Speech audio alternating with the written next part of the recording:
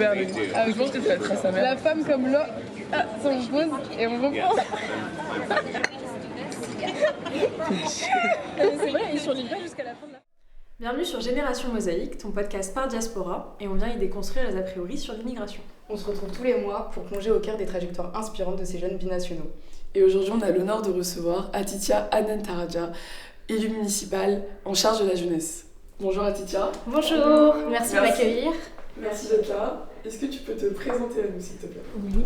Alors moi je m'appelle Atitia, j'ai 23 ans, je suis effectivement élue municipale à Ponto-Combo en charge de la jeunesse. Donc c'est une ville de 36 000 habitants en Seine-et-Marne, donc en Île-de-France.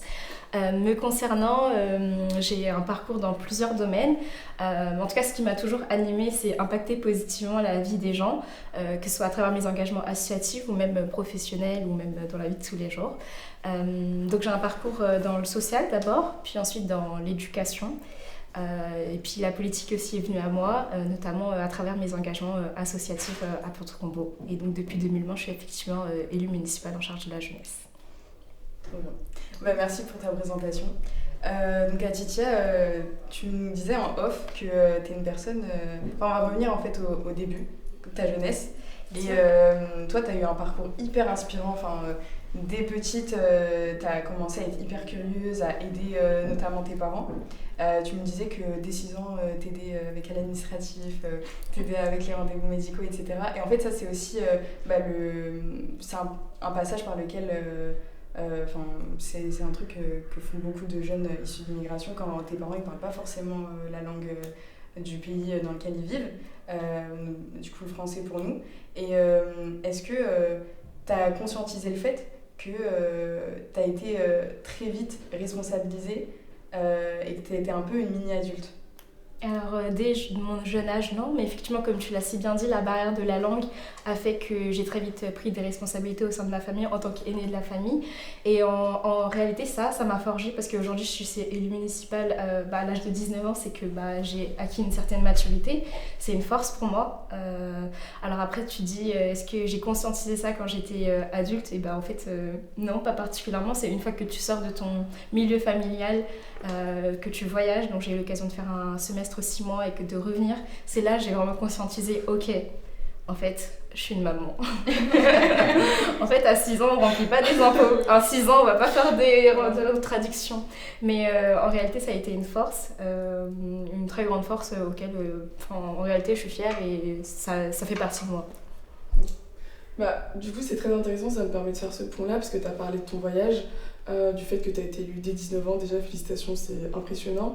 Mais est-ce que donc on sent quand même un peu une certaine schizophrénie quand on fait justement partie de cette double culture-là, où dès très jeune, tu commences à t'impliquer dans la vie administrative de tes parents, alors que tu devrais plus te focus sur ton chemin scolaire. Et justement, est-ce que tu as senti cette schizophrénie entre la culture à la maison et justement dehors, d'autant plus que tu parlais de ton voyage pendant 6 mois. Est-ce que pendant ce voyage-là, tu as eu un moment où tu t'es dit, il y a des gens qui vivent un peu la même situation que moi, j'ai des âmes sur lesquelles je peux me raccrocher, et voilà. Ok, merci pour ta question. Moi, ma double culture, je dis toujours que c'est une force. En fait, par contre, quand j'étais petite, ou même jusqu'à aujourd'hui, c'est deux mondes. La culture occidentale n'a rien à voir avec la culture d'origine. Donc, je suis tamoule sri-lankaise. C'est deux mondes dans le sens où, à la maison, c'est la langue tamoule que je parle. À l'école, c'est le français que je parle. Donc, c'est vraiment des capacités d'adaptation à avoir. Même la culture, les films, la nourriture, ça n'a rien à voir. J'ai appris à manger français à l'école. Et donc, en réalité, non. Pour moi, c'est une force. Et puis aussi, en Occident, et que ce soit dans ma culture d'origine, on pense très différemment. Et aujourd'hui, moi, je puise toujours aussi bien dans la culture occidentale que dans ma propre culture. Et en grandissant, je me suis rendu compte que ça me permet aussi de comprendre et d'avoir plusieurs points de vue, notamment quand des personnes exposent des soucis, etc. Je sais que ça m'a vraiment permis d'avoir une capacité intellectuelle, en tout cas une compréhension des choses. Dans ce chemin-là que tu as eu, même s'il est très court, il a été très intense, tu as vu des gens qui étaient soit comme toi, ou soit des gens avec qui tu pouvais te confier et parler et dire oui, moi je vis ça, et les personnes te disent pareil, moi aussi, ou pas du tout. Comme moi, personne. Okay. J'ai toujours été très débrouillarde, donc j'ai toujours été très débrouillarde, mais par contre j'ai rencontré d'autres personnes de d'autres cultures qui ont vécu aussi ce parcours-là. notamment un de mes professeurs et aussi une personne avec laquelle je bossais, c'était ma CPE à l'époque. J'étais assistante d'éducation et donc ces 2 personnes-là pour moi elles m'ont beaucoup aidée dans la construction de mon parcours et aujourd'hui je suis toujours en contact avec ces personnes-là et elles aussi elles m'ont raconté du coup elles leur parcours, comment elles ont fait, qu'elles ont mis en priorité en fait, où est-ce que c'est elles, donc toutes ces choses-là et elles m'ont beaucoup aidée en tout cas dans la construction de mon parcours. Et est-ce que, juste par rapport à ce que tu dis, est-ce que ça a été difficile pour toi de te rendre compte à un certain moment que tu as vécu une grande partie de ta vie sans ces gens qui te ressemblent, sans cette représentation, sans te dire « Ah bah en fait je suis pas la seule dans ce combat-là, je suis pas la seule qui vit comme ça ». Est-ce que ça a été difficile quand tu t'en es rendu compte qu'en fait il y a d'autres gens qui me ressemblent mais j'ai jamais croisé leur chemin? En fait je suis consciente que moi je suis issue de la première génération, mes parents ont migré ici dû à la guerre. Et donc j'en suis consciente et je pense que c'est à nous aujourd'hui, je pense que le podcast est là pour ça, c'est à nous de montrer l'exemple et de dire que en fait on existe, qu'il n'y a pas une manière de vivre notre culture d'origine, qu'il y a plusieurs manières, qu'il y a plusieurs chemins possibles et je pense que c'est à nous de le créer en fait, enfants issus de la première génération, que peu importe l'origine, que tu sois sri-lankais, malien, marocain, peu importe. Moi, je voulais rebondir sur un truc, parce que tu disais que t'avais remarqué que t'avais pas la même culture à la maison et à l'école. Et ça, c'est grave un truc qu'on a tous vécu, tu vois. Mais on n'en parle jamais. Enfin, c'est pas tabou, mais c'est juste qu'on sait qu'on le vit, mais on n'en parle jamais. Et même entre nous, je trouve que c'est pas quelque chose dont on va parler, tu vois. C'est très personnel. Et même tout à l'heure, je voulais te demander un truc. Est-ce que, tu vois, le fait d'avoir vécu tout ça un peu toute seule, parce que tu disais que t'avais rencontré des gens qui avaient vécu un peu la même chose que toi très tard, est-ce que ça t'a pas un peu coupé de ton enfance? Parce que du coup, t'as été responsabilisée très vite, t'as eu plein d'expériences très vite, mais t'étais un peu toute seule, tu vois. Et donc t'as pas pu le partager déjà, donc comment tu l'as vécu? Et est-ce que ça t'a pas un peu coupé une partie de ton enfance? En fait, de par mon environnement, je sais que j'ai pas eu d'enfance, ça on en est conscient. Ouais, j'ai grandi dans un environnement assez compliqué, mais ça c'est pas un problème, j'en suis consciente. Je dis que l'enfant il est intérieur, c'est en soi, on construit sa propre enfance. Mais par rapport à ça, en fait, comme je dis, j'ai toujours été quelqu'un de débrouillard, donc j'ai toujours réussi à aller chercher autour de moi des éléments, des ressources pour pouvoir avancer, que ce soit à travers la lecture, même s'il n'y en a pas beaucoup, que ce soit à travers mon entourage, mes amis. C'est vraiment, moi c'est comme ça que je me suis construite. Après il n'y en a pas beaucoup, des podcasts comme ça, je suis jamais tombée sur un podcast comme celui-ci. Donc, yes. Et d'ailleurs c'est la raison pour laquelle j'ai accepté, parce que je me dis il faut que d'autres personnes qui écoutent ces podcasts se disent ok, ça existe, moi aussi je suis pas toute seule, moi aussi j'ai une double culture, ok. Et comme tu le disais si bien, on n'en parle pas, il n'y a pas d'espace où en parler. À l'école, tu peux pas exposer, enfin il n'y a pas de cours où tu exposes ta culture d'origine, ta religion, etc. Ça se fait dans la socialisation plutôt dans la cour de récréation. Enfin, voilà. Et en plus, parfois t'as un peu honte parce que le jour où tu vas ramener ta nourriture, si l'odeur elle correspond pas à ce que les gens ils veulent sentir, c'est pas bon. Ah, c'est intéressant. Mais en même temps, ça dépend des professeurs que tu as eus, parce que ça dépend de la pédagogie, ça dépend de tout ça. Mais effectivement, c'est quelque chose. Mais justement, pour que tout le monde puisse un peu comprendre, justement, tu dis, voilà, comme ça, les gens peuvent se rendre compte de moi aussi, je peux le faire. Tu peux expliquer aux gens comment tu as été élue? C'est quoi, du coup, ton parcours jusqu'au fait de devenir élue? Comme ça, on peut après plus creuser ce point-là. Ok, comment je suis devenue élue? Alors, moi, depuis l'âge de 10-11 ans, je suis quelqu'un de très engagé. Donc, ça a commencé à l'école, au conseil de la vie collégienne. Je crois profondément au collectif. En fait, quand chacun met ses ressources et les talents qu'il a au service d'un projet ou d'une cause qui lui tient à cœur, ça donne des choses incroyables. Parce qu'on a tous quelque chose à apporter dans la société. Moi, je pars de ce principe-là. Et ça, je l'ai vu dès le départ. Et aussi au sein de ma famille. On est dans un contexte d'immigration où la solidarité est énormément présente. Donc ça, c'est des valeurs qui m'ont toujours suivie. Et puis apporter sa pierre à l'édifice, c'est quelque chose qui m'a toujours suivie. Et donc automatiquement, j'ai fait un DUT carrière sociale en animation sociale et socioculturelle. Et ça, encore une fois, j'ai fait ce DUT-là parce que j'étais engagée associativement dans le centre social et culturel de ma ville. Ma maman prenait des cours de français et moi, j'allais à l'accompagnement à la scolarité. C'est même d'ailleurs là que j'ai fait mon stage de 3e. Et donc dans ce centre social-là, j'étais très engagée, notamment le premier projet qu'on a mis en place, c'était le fait de partir en vacances. On était un groupe de jeunes, on n'avait pas les moyens de partir en vacances, on voyait les autres personnes partir au ski, je ne sais où, quand on entend les gens dans la récréation, et là on se regarde, on se dit mais nous, on est partis nulle part, il y a des vacances, on peut partir autre part que la France, et donc on était un groupe de jeunes comme ça, et on a monté un projet du coup d'autofinancement. Ma première subvention, on est parti la demander, on avait 16 ans à la CLAF. Donc on était accompagnés par une coordinatrice et donc c'est comme ça que ça a commencé mon premier engagement dans l'associatif. Après j'ai continué en tout cas dans ce centre social là et donc parallèlement je faisais mes études et donc j'étais très investie dans ma ville et puis c'est comme ça que le maire avait vu qu'en fait j'étais investie dans ma ville et un jour j'étais au Canada, donc pendant la 2e année de DUT, et je me suis dit, on y va au culot, j'ai besoin d'un stage à l'étranger. Je connais personne, je sais que la ville, elle est jumelée. Je me suis dit, je vais lui envoyer un message sur Messenger. Je dis, bonjour, non, je cherche un stage dans tel domaine et tout, est-ce que vous pouvez m'aider? Il me dit, oui, il n'y a pas de souci, etc.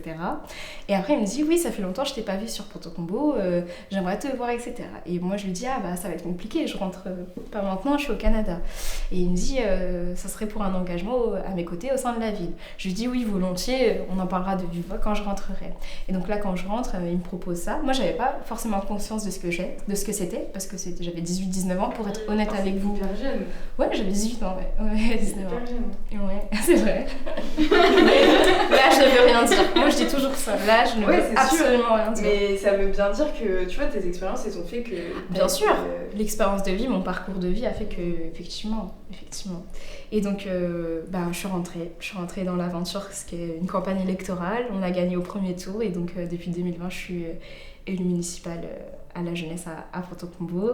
Et puis aussi, à côté de mes engagements au centre social et culturel, il y avait aussi une maison de quartier dans laquelle je fréquentais et du jour au lendemain elle a fermé sans raison. On était tous résignés. C'était vraiment mon premier acte militant, c'est-à-dire que je suis allée sur Word, j'ai tapé une petite lettre et j'ai lancé une pétition.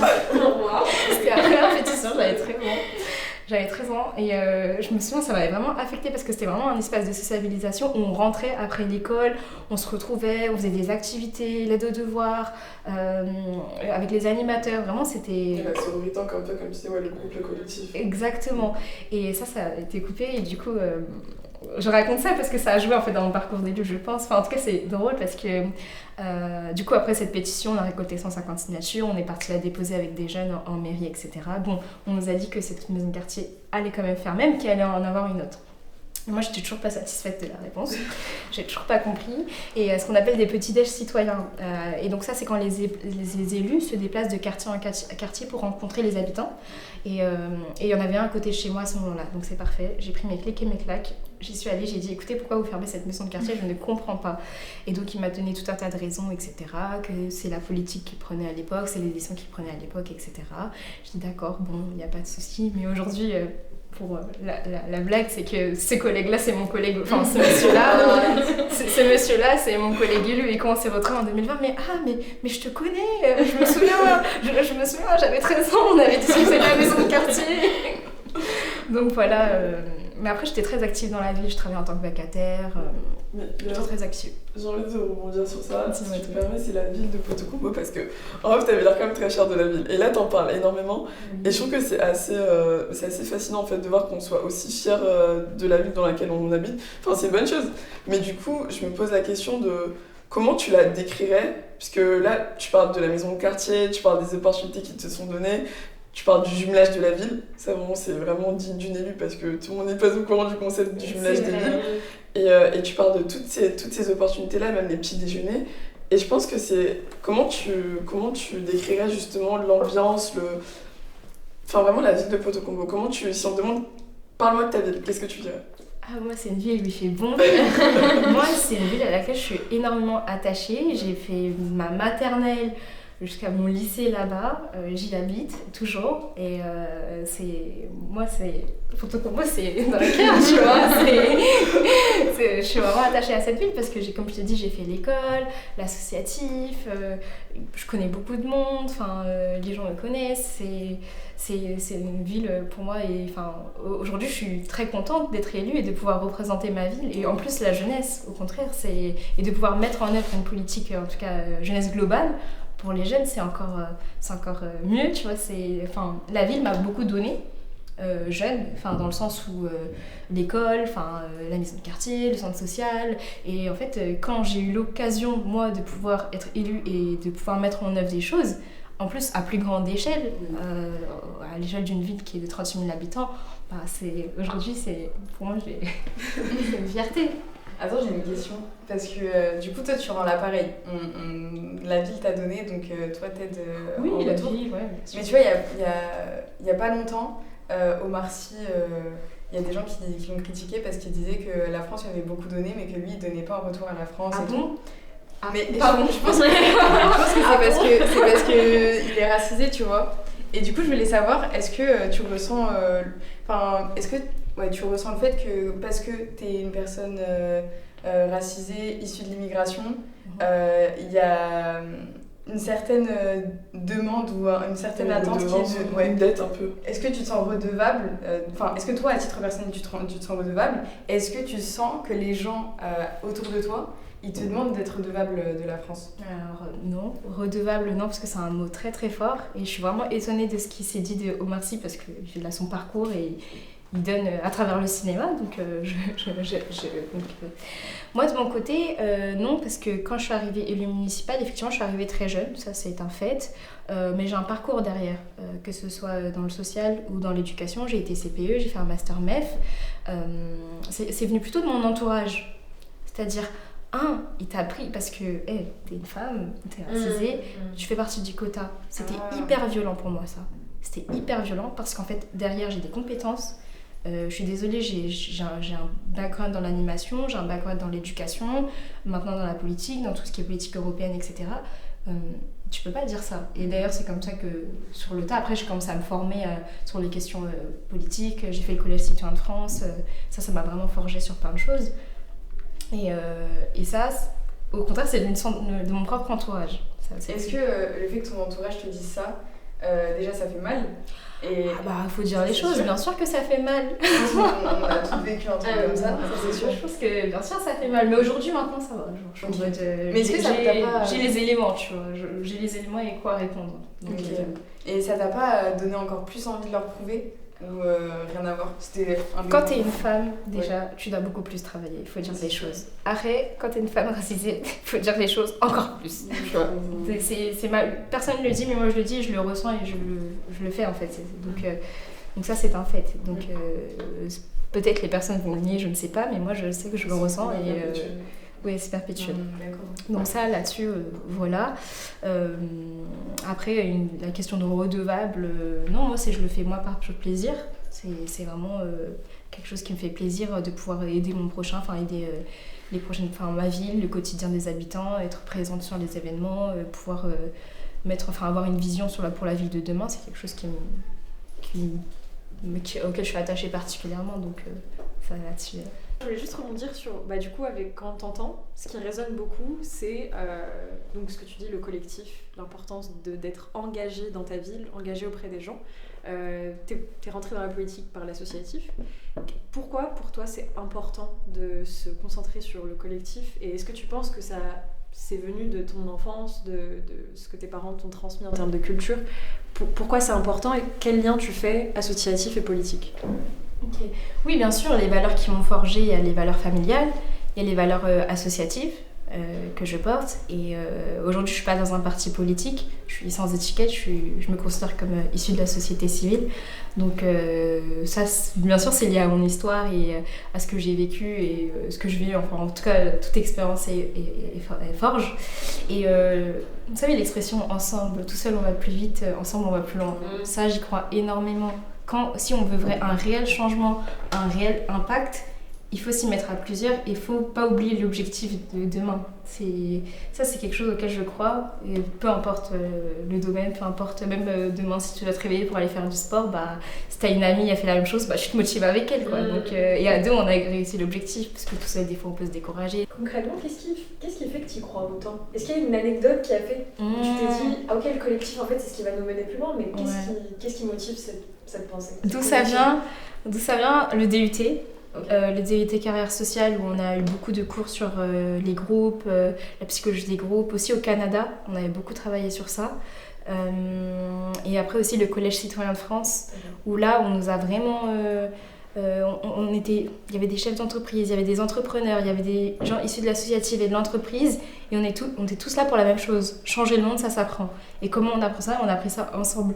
On a vu que, ok, il y avait des intervenants, etc., mais nous-mêmes, on avait des connaissances, nous-mêmes, on pouvait se mettre ensemble pour pouvoir faire des choses et pouvoir porter des choses. Donc c'est là aussi, ça m'a encore plus rassurée parce qu'on est dans une société plutôt individualiste quand même. Donc ça m'a rassurée qu'on peut encore le faire, on peut encore réussir et on peut encore avancer. Ça résonne avec l'émission qu'on avait fait avec une des mamans, où on parlait beaucoup de la différence de culture individualiste et collective. Comment tu arrives à implanter cette idée de je crois au collectif dans un univers totalement individualiste? C'est pas évident. Après, c'est toi, ta pédagogie, comment tu t'exprimes avec les gens, tu poses déjà le cadre un peu, que ce soit en colonie de vacances quand je pars et j'encadre un séjour avec des animateurs, ou que ce soit peu importe où je vais, quoi. Et donc c'est vraiment moi, ma manière de faire en général. Et les gens qui me connaissent, ils savent que je suis comme ça. Donc en général, ça va. Tout à l'heure, tu parlais de l'Observatoire des inégalités. Et tu disais justement que tu avais travaillé. Et là, tu parles du Collège de France où tu étais un peu dans du Collège citoyen de France. Oui, bien sûr. Où tu étais dans un cadre qui mélangeait tous les bords, sociaux, culturels, ethniques. De toute la France. France et de Navarre. Et du coup, comment, déjà, tes missions au centre de lutte contre les inégalités, dans un premier temps, et dans un deuxième temps aussi, le Collège citoyen de France, comment tout ça c'est un peu cohésionné? Comment ça c'est... Ok. Alors effectivement, j'ai commencé... Après oui, c'est vrai, j'ai fait mon DUT. Après, j'ai voulu continuer mes études. Donc j'ai basculé en licence 3 sciences d'éducation à Paris. Et à côté, je travaille en tant qu'assistante d'éducation. Donc ce qu'on appelle pion surveillante dans le langage familier. Et donc là, j'ai découvert le métier de CPE à travers la CPE qui me manageait. Et donc j'avais envie de faire un master et continuer. Et puis les sujets d'inégalité, notamment dans l'éducation, m'intéressaient fortement.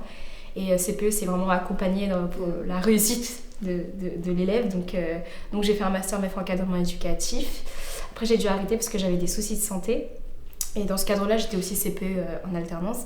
Et donc, une fois que je me suis arrêtée, j'ai pris soin de moi parce que j'avais des soucis de santé. Et après, j'ai rebondi sur la formation Le Collège citoyen de France.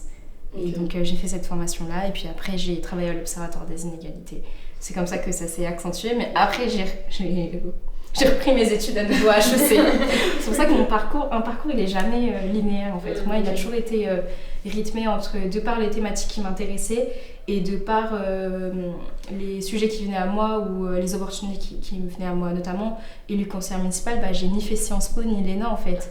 Et donc je me posais la question, mais tiens, j'ai pas fait ces écoles-là et pourtant je suis en politique, comment je fais? Et en fait je me suis rendu compte que en fait, à partir du moment que tu as une vision des choses, des valeurs, et tu peux faire de la politique en fait, simplement. Il faut un objectif clair. Et exactement. L'école, en plus quand on va maintenant ce qu'ils sont en Sciences Po, peut-être que t'as rien raté finalement. Non, c'est ça. Et puis quand j'ai fait le Collège citoyen de France qui s'appelle l'INA du terrain, ça m'a encore plus conforté que je suis totalement légitime dans ce que je fais, totalement légitime par rapport à mon parcours, même qu'il soit mon parcours scolaire ou par rapport à tout ça. Du coup, la légitimité, je t'en prie. La légitimité, tu l'as eu Après le collège citoyen de France ou avant? Non, au collège citoyen de France, on m'a très vite fait comprendre que la légitimité, je l'avais déjà en fait. Donc tu l'as eu à ce moment-là quoi? En fait, la légitimité, moi je me suis dit, j'ai fait un collège citoyen pour vraiment comprendre ce que c'est vraiment une véritable élue, parce que je veux être une bonne élue, et les ressources, tu vois, aller chercher des ressources, comment ça fonctionne l'institution, tiens, je vais rencontrer des gens, comment eux ils ont fait. C'était vraiment dans cet esprit-là. Mais en fait, quand je suis arrivée et que je me souviens, je devais présenter ce que j'ai fait en tant qu'élue, etc., bah en fait, j'avais compris que ce soir-là, je me suis dit, mais en fait, c'est quoi ces questions? T'es légitime parce que t'es là et tu présentes. Mais la question de la légitimité, elle est tout le temps là. Enfin, elle est tout le temps, même si t'as fait des études, même si t'as fait peu importe, t'as toujours des. En plus, moi, je suis quelqu'un qui m'introspecte beaucoup. Je vais souvent me poser des questions. Est-ce que c'est bien? Est-ce que c'est pas bien? Est-ce que c'est la manière de faire? Et quelles sont les conséquences? Je suis très comme ça. Est-ce que tu penses que c'est lié à ton parcours, enfin au fait que dès petite t'avais des responsabilités, du coup tu veux savoir si tout ce que tu fais c'est bien? Bah oui, on se forge, c'est comme ça que ça fait partie de ma personnalité. Donc oui. Et du coup, je rebondis sur ça. Est-ce que, ok, tu travailles dans le public? J'avais travaillé dans le public. T'as travaillé dans le public. Est-ce que t'as ressenti l'impact de ton travail sur le terrain? Parce que c'est pour ça que je te posais la question, le lien entre l'associatif et le politique. Parce que moi, je suis persuadée que c'est un lien très fort et que plus tu fais du terrain, plus tu es pertinente dans ta démarche politique.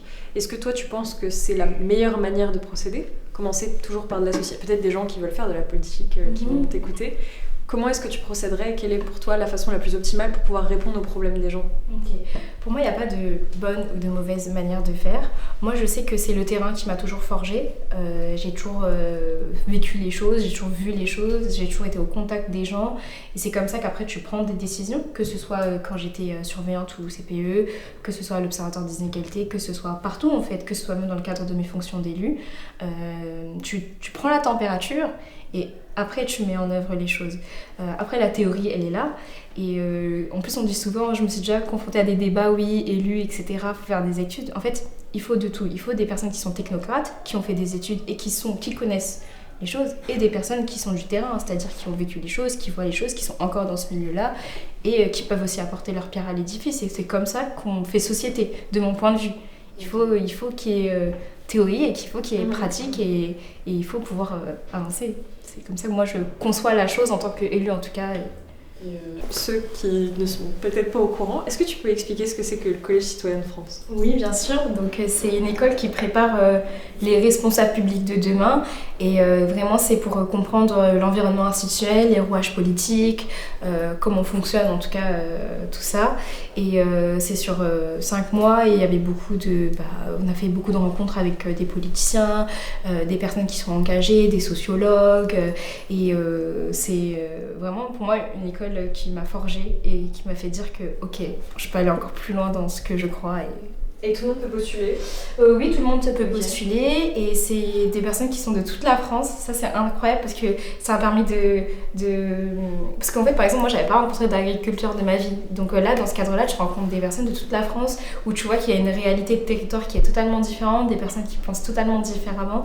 Et ça, c'est ça la force du collège citoyen, c'est que tu apprends aussi beaucoup des autres et de leur vécu, de leur parcours et de ce qu'ils font aussi. Parce que toutes les personnes qui sont dans cette école, ils sont engagés sur des thématiques et des sujets qui les tiennent à cœur. Et donc ça, c'est vraiment une école qui, moi, incroyable. Ça.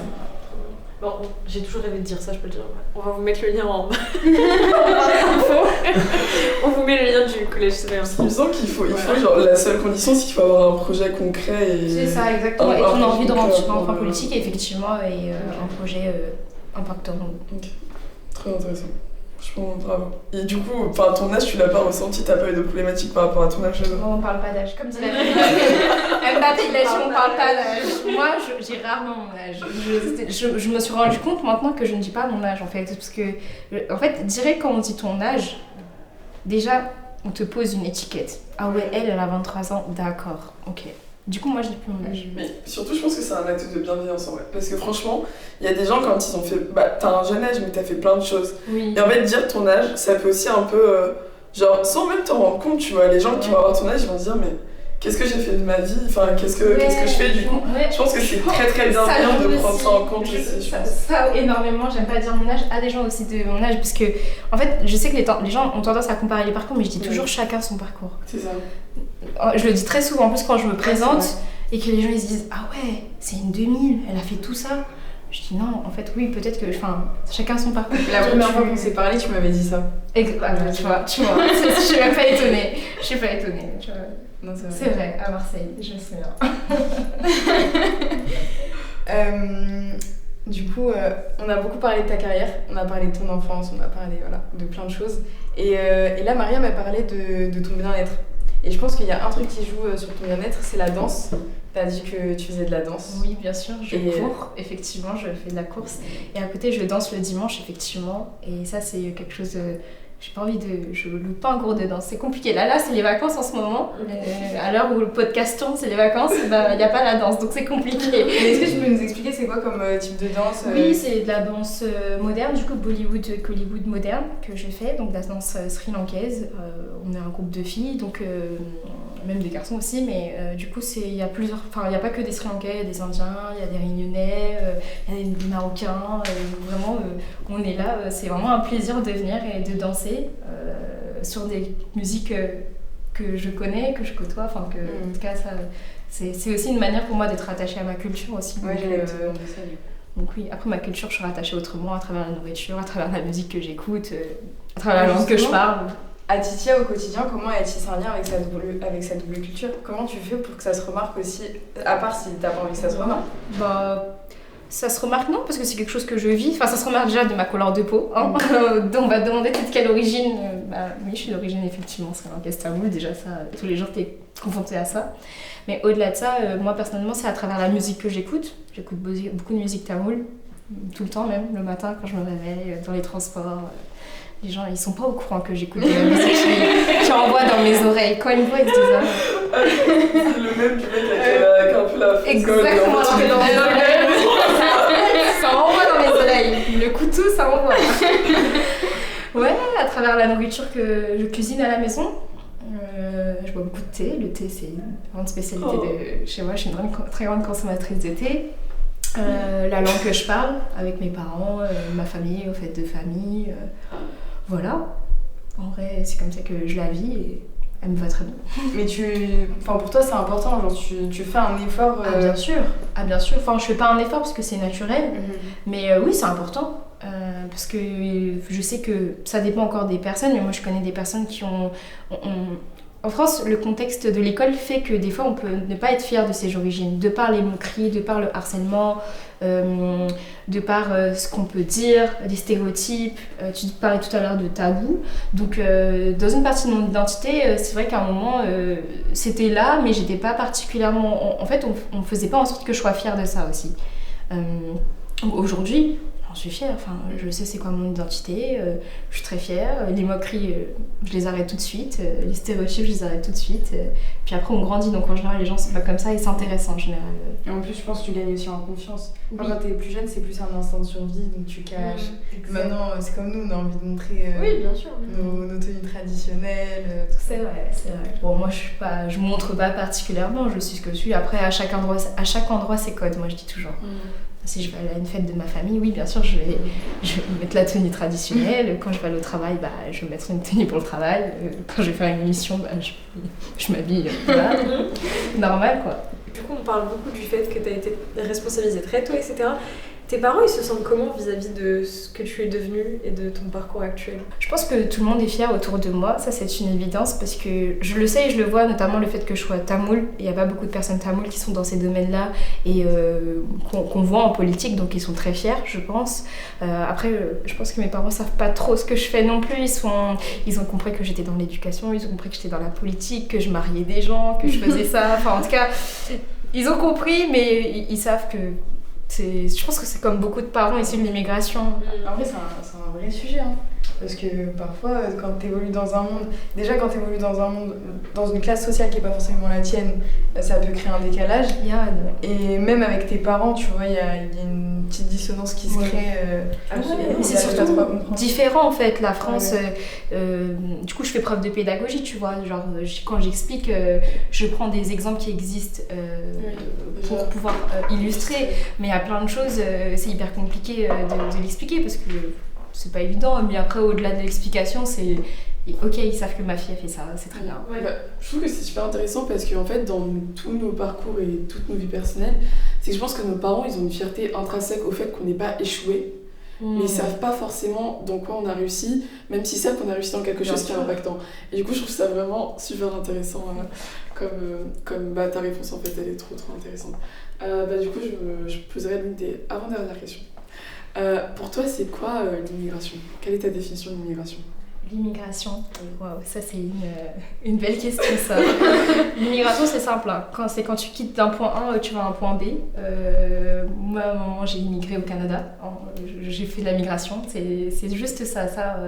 Aujourd'hui avec tout ce qu'on entend, une immigration c'est pas bien, non, c'est juste quand quelqu'un va d'un endroit à un autre. L'immigration après c'est l'adaptation quand j'ai vu par rapport à mes parents. C'est s'adapter, c'est s'intégrer, il faut avoir beaucoup de force en soi, tu vois, il faut comprendre, parce que comme je vous ai dit, la culture occidentale n'a pas de lien avec la culture de mes parents, c'est dans ce sens-là que je parle d'adaptation et d'intégration. Donc pour moi, l'immigration, ça veut dire tout ça, mais pour moi, personnellement, c'est force. C'est ma force. C'est le mot du jour. C'est le mot de ma force. Moi, je suis très fière de mes deux cultures. Je suis aussi bien française que d'origine tamoule. Donc, force. Mais c'est drôle parce que j'ai l'impression que toutes les personnes avec qui on va discuter, elles vont voir ça comme une force. Mais nous, on le fait aussi parce qu'on sent qu'il y a une partie qui ne ressent pas ça comme une force. Mais c'est drôle parce qu'à chaque fois qu'on va parler avec quelqu'un, c'est ça qui va ressortir, tu sais.